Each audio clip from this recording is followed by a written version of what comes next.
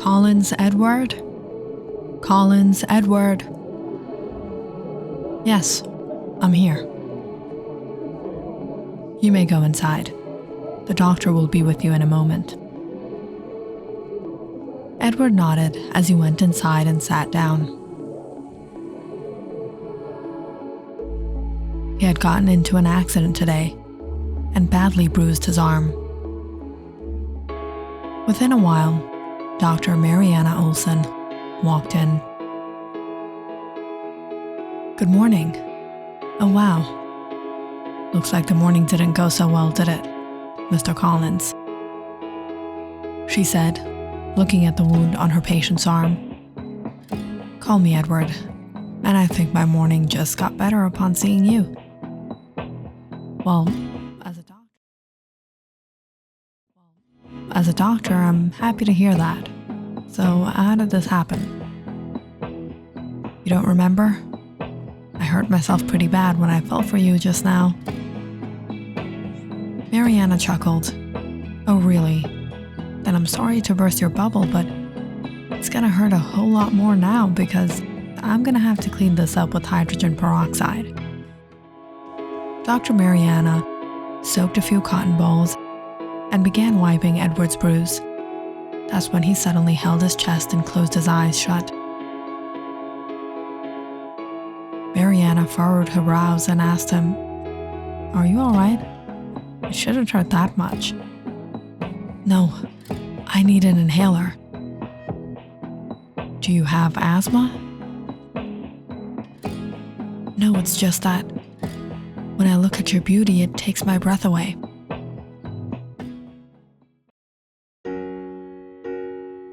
Mariana shook her head. You know how to joke, don't you? Who said I was joking?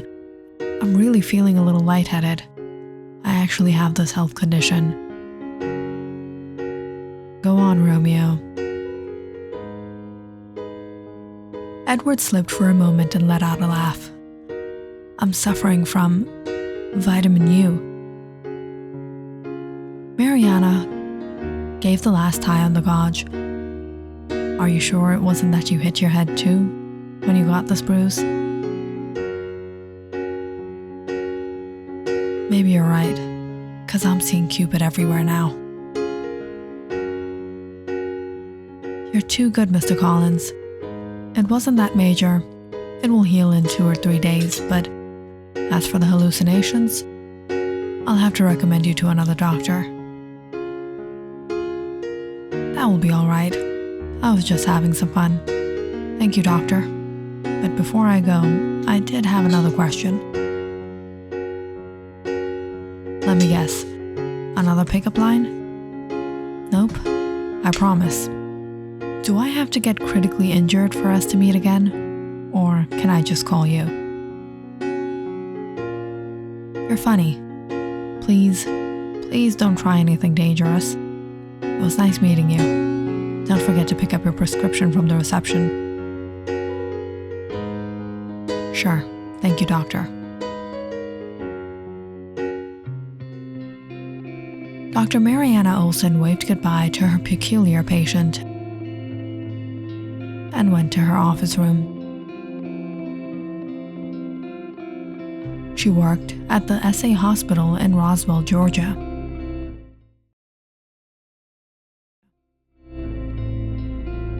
This patient, Edward Collins, was quite an entertaining person.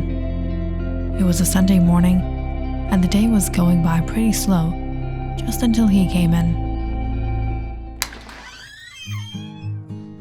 Dr. Mariana, someone just came in and left these beautiful flowers for you.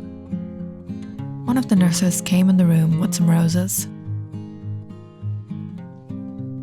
Wow, these are gorgeous. Who was it? Mariana asked, searching for a card. When she spotted a heart labeled with Edward Collins. Never mind. One of the patients. Oh, I wish I could get flowers like that one day. The nurse laughed out, teasing her. Trust me, you'll get tired of it soon when you realize the compliments have nothing to do with who you are, but only the pretty face you wear.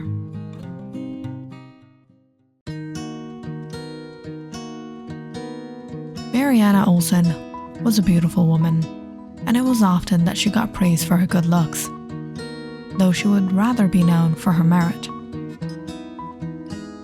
Nonetheless, Mariana enjoyed her career, her life, and the friends and family that appreciated her. She worked at the hospital 6 days out of the week, and sometimes even 7, but who was counting? She was quite disciplined with her routine, and got here sharp at 7 and left exactly at 8. The weather was chilly tonight when she left work. Mariana always walked back home since she didn't live too far. The long, narrow road she followed through the forest was a little daunting, but she had gotten used to it. It had been nearly a year of working here. With the salary she got, she would rather save for a house of her own. It wasn't like she was getting a raise like the male doctors she was working besides. Life. Anyways, just because she was a doctor didn't mean she wasn't lazy to get her daily dose of exercise. And this walk was her guilty excuse.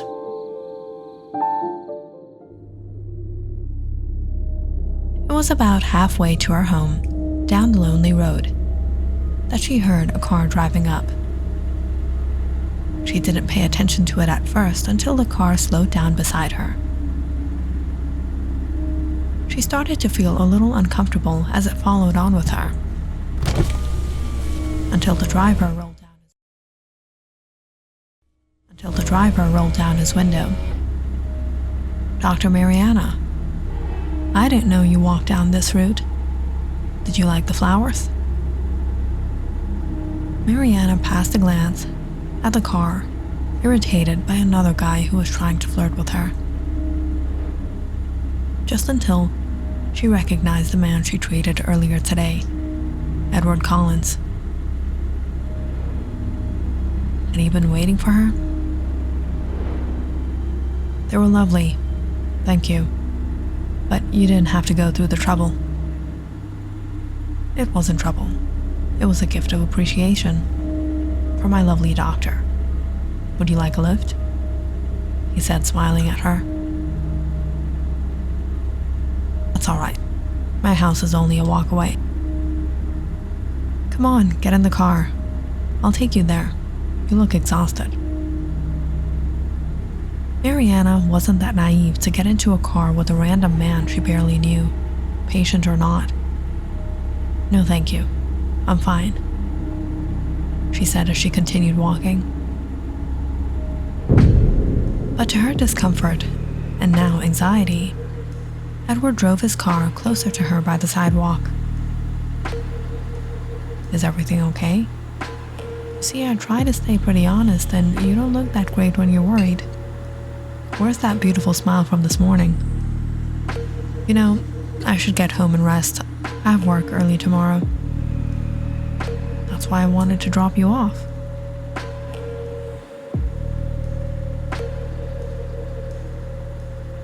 Mariana scanned the street. People usually didn't come here down this forest road except for a few cars now and then. She had liked this guy before, but now he was becoming a little suspicious. Why was he being so pushy? "I'm not trying to be rude, but that won't be necessary. I'm getting really late.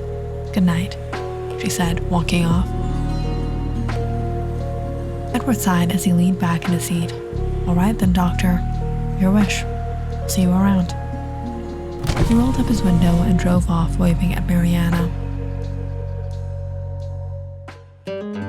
Mariana shook her head, letting out a sigh. She reached home not long after, locked her door before she went on her nightly routine.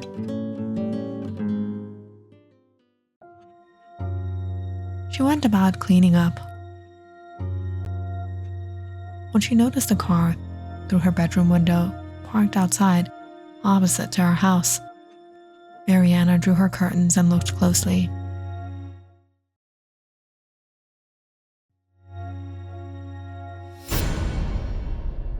Only to be frightened to see Edward sitting there, looking directly at her.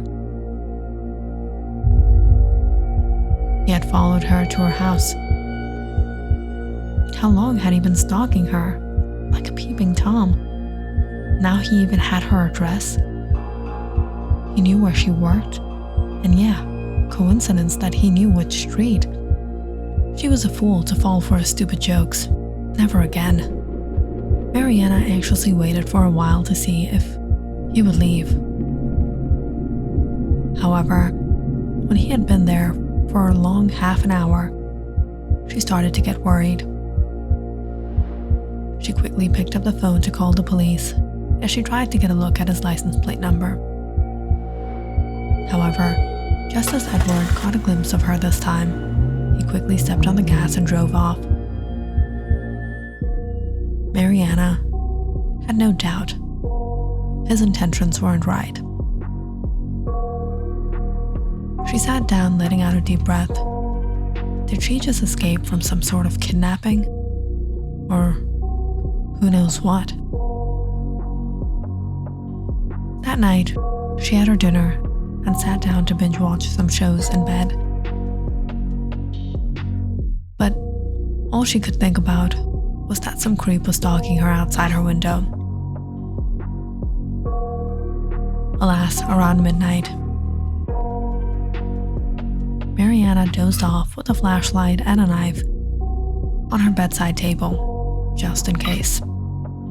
It was always better to stay safe than sorry.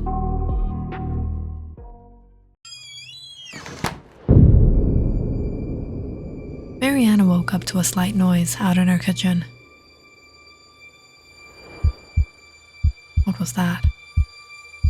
Her heart started to race, seeing it was about 2 a.m. She immediately checked outside her window. It was quiet. The streets were empty. But the silence was soon disturbed.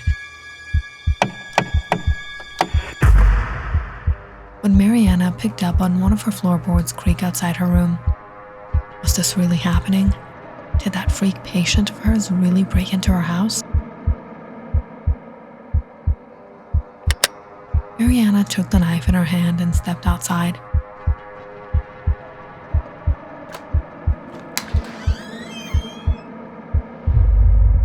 The hallways were empty. She slowly walked into her living room. Empty. She peered into her kitchen. Empty.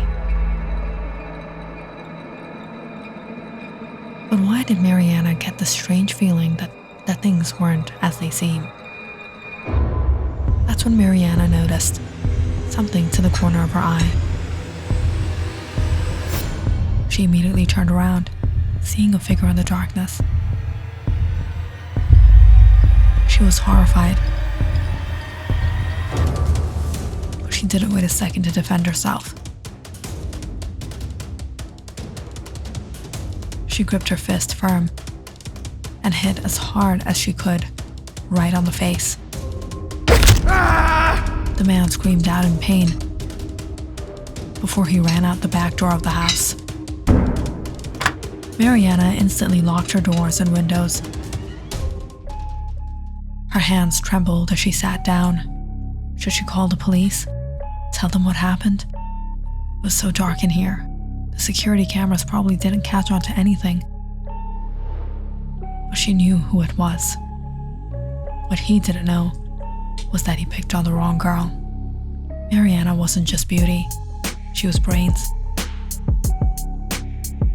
Mariana stayed at a friend's house that night, and for the next few days. When she returned home, she installed new locks and invested in a security system. she wasn't going to give anyone the chance to mess with her again.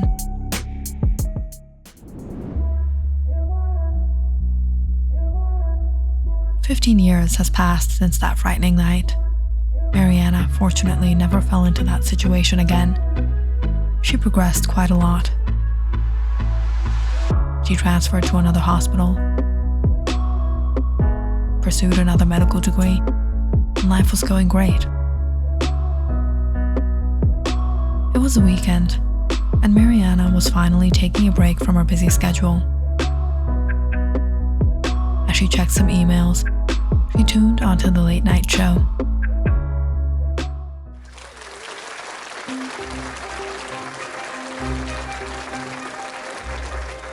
His acts were despicable, his intentions were horrendous, and just by hearing his stories, anyone would be disturbed. This man got away with taking the lives of many innocent women for more than a decade. We have Dr. Jean Aniston here, who has interviewed the serial killer and stumbled upon his bizarre views that led him to do what he did.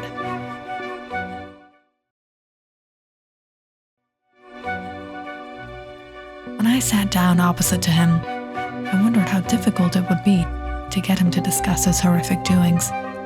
However, I found him forthcoming in sharing his opinions on the matter, as you will see in the footage. What was the reason behind doing this to all these women that you picked up? Did you particularly choose this women? Did a certain preference motivate you? I've always disliked women who were feminists, women who considered themselves career-oriented, the type of woman that fought for social changes that make them, in their words, equal to men, while retaining the advantages and privileges of being a woman. In my youth, I've interacted with many women who held this sort of mentality, and I blame them for ruining my life, and it should not be that way. I see. In fact, all your victims were indeed working women. Would you share with us how you got this scar? This happened many years ago, at a time I was living in Roswell, back in Georgia. Out of all the women I had targeted, no one had escaped my hands except for one. She was a doctor, and I had been following her for quite some time. She lived alone. She was punctual with her schedule, so it was easier for me to keep track of her. But when I broke into her home that night, I don't know why, I don't know how she knew. It couldn't have been possible that she had seen me, but that night, it felt like she was expecting the danger. I got the scar from her. In fact, I became blind in this eye. She hit me that night. Mariana suddenly froze, listening to the man speak. It almost sounded like he was speaking of her. She put down everything and looked at the man, recognizing the scar across the left side of his face. All these years, Mariana had blamed Edward for this, while it was someone else. So Edward was a good guy? And that night, she had fought off an actual serial killer? If you enjoyed this story, please like and subscribe to my channel and share this video with your friends and family.